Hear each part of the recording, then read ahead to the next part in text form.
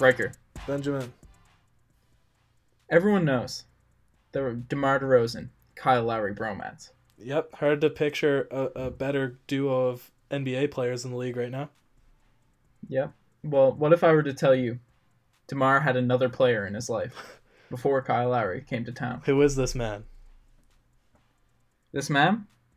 The Raptors traded in 2009 Carlos Delfino and Roko Jukic, two Raptors legends. Each played one season, for Amir Johnson, the Raptors legend. I'll give you the little drum roll.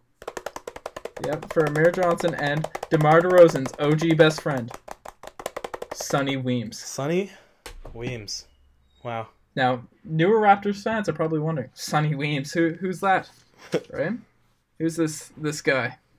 Well, when he came over, he was not projected to be much, right? He was kind of a throwaway by Denver and then sent to us by Milwaukee. But you have a cool stat about him in the draft combine. Yeah, Sonny Weems, believe it or not. So he played only a total of 4 seasons in the NBA, I believe. So 2 seasons with the Raptors, 1 season on Denver, and then he came back for a little stint. But he actually holds the 3rd best of all time in the history of the draft combine, the 3/4 court sprint, with a record time of 2.9 seconds, I believe. 2.9 seconds?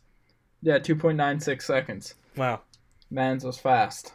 The comparison between DeMar and Sonny is that they both were like non-shooters, but that had a crazy amount of athleticism. So I guess it's not really surprising, but it's still impressive that, he still holds that record. Yeah, well, yeah. Sonny Weems was a ridiculous athlete. And you mentioned 2 seasons. The 2 fruitful seasons with the Raptors, right? So he came in, Sonny Weems was a player, not expected to do much, right? The Raptors in 2009 were filled with wings. We had a new superstar rookie, DeMar DeRozan. We just signed Hedo Turkoglu to this huge deal, who was supposed to be a great player for us.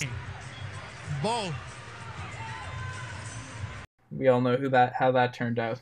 We signed Marco Bellinelli in the offseason, right? Bellinelli. And we had Andrea Bargnani's partner in crime. But and then we also had Antoine Wright.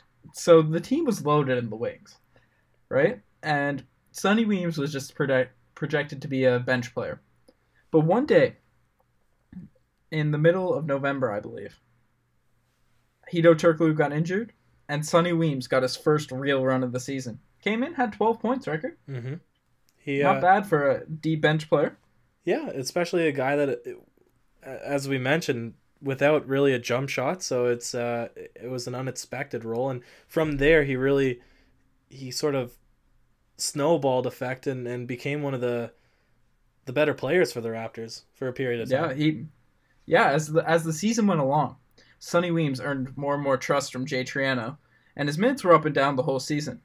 But as the season progressed, he got even more and more minutes.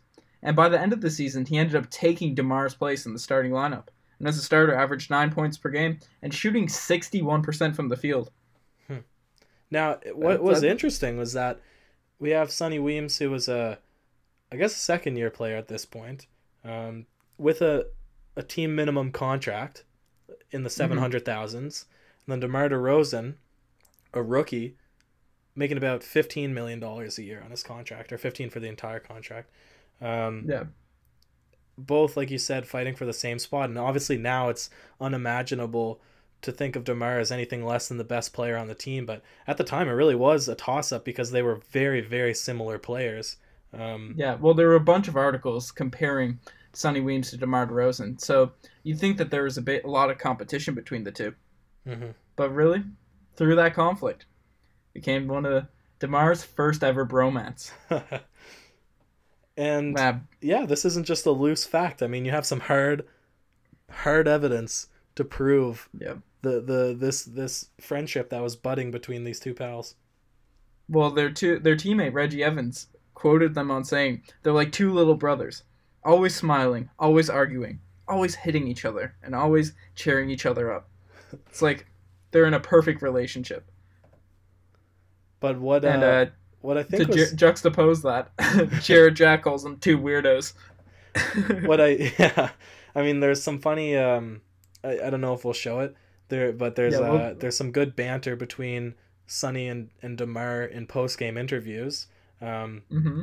But what I think is the most hilarious is the insight into their personal lives and the time that they spent together, that they sort of alluded to on Twitter. I think you have a bunch of different quotes that you can throw up and maybe talk about. That's some pretty good banter. Yeah, no, this is back when Twitter was great. We'll have them up on the screen. You know, you see DeMar DeRozan and Sonny Weems getting 2 and 3 retweets. Imagine an NBA player now getting like 2 retweets on a tweet. That's true. That's a sign of the times, huh? I guess that's a time that you could reach out to a player or comment to them, and like you'd almost be guaranteed that, you know, they'd see it. Yeah, pretty cool.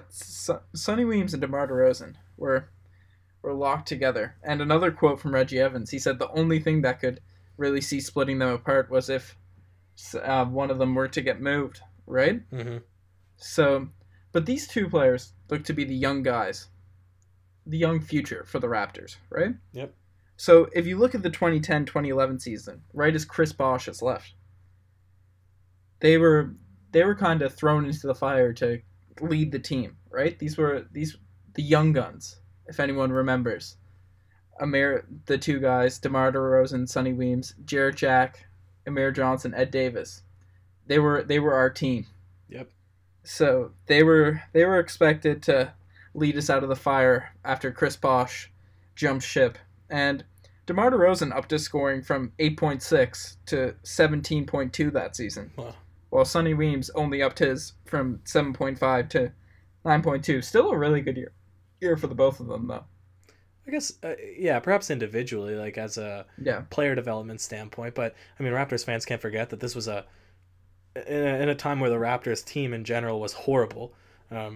Really, really poor win-to-loss record. Just an awful team to watch. The one bright spot was the energy that these young players had. And then Uncle Jack, as you said, Jarrett Jack. But they had some highlight dunks. But aside from that, I mean, there wasn't really a lot going on for the Raptors. But, I mean, there's multiple comments from Jay Triano, the coach of the squad at the time, on how the chemistry between DeMar and Sonny is really a positive thing for the entire team. And, how I guess the entire team was ready to take the next step in the wake of Bosch's departure and perhaps become the next best team. But, as you said, I guess DeMar developed and Sonny stagnated, and he ended up going to Lithuania. Yeah, well, the next season was the NBA lockout year, and Sonny Weems decided to take his talents over to Europe, and the Raptors kind of just said, hey, we'll ride off the back of DeMar. And then Sonny Weems ended up playing for, as you said, in Lithuania, and then ended up becoming the season after a CSK Moscow legend. Yeah. Playing with guys like Nahat Kristich. So the two separated paths, but they maintained the friendship even when DeMar found a new best friend. Well, you know what? He's good. That's true. But Sonny is quoted to say, and this is interesting enough because this is how many years now after he's been traded? It's at least 7 years since he's been traded.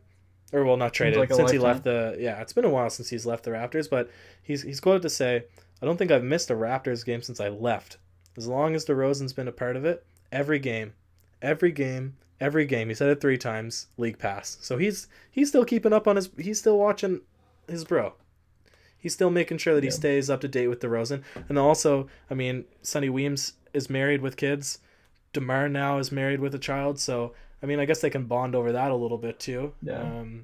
But DeMar's not married, but he's not married. He has a child. No, him and his wife just broke, or his girlfriend broke up. So. Oh.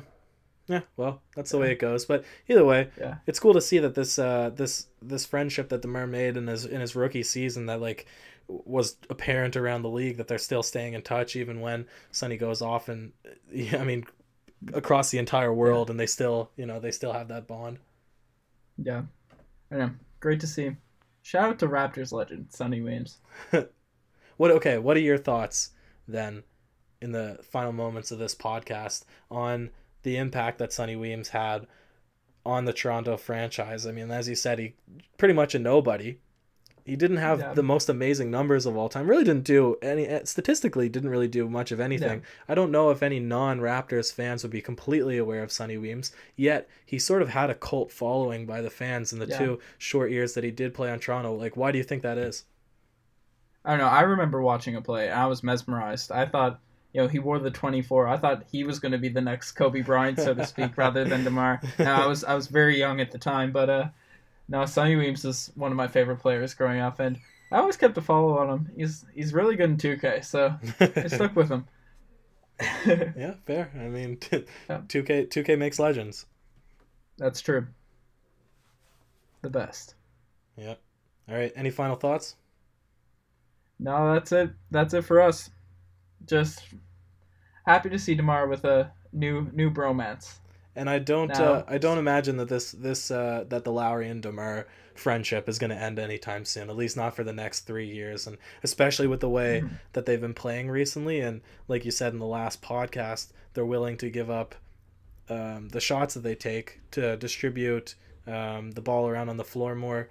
It just shows that their chemistry is building. Their chemistry with the entire team, like they're just working as a unit. So. It's really, really good to see, and I think that their post game sound bites and the things that they do are hilarious as well. So we can at least stay up to date on that. Yeah, might have to bring Sonny back for a championship run though. You know what?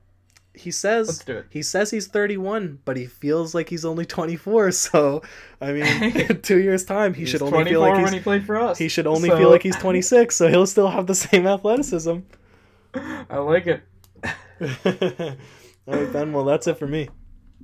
All right. Thanks for listening, everyone out there, and stay tuned for the Kings podcast tomorrow. All right.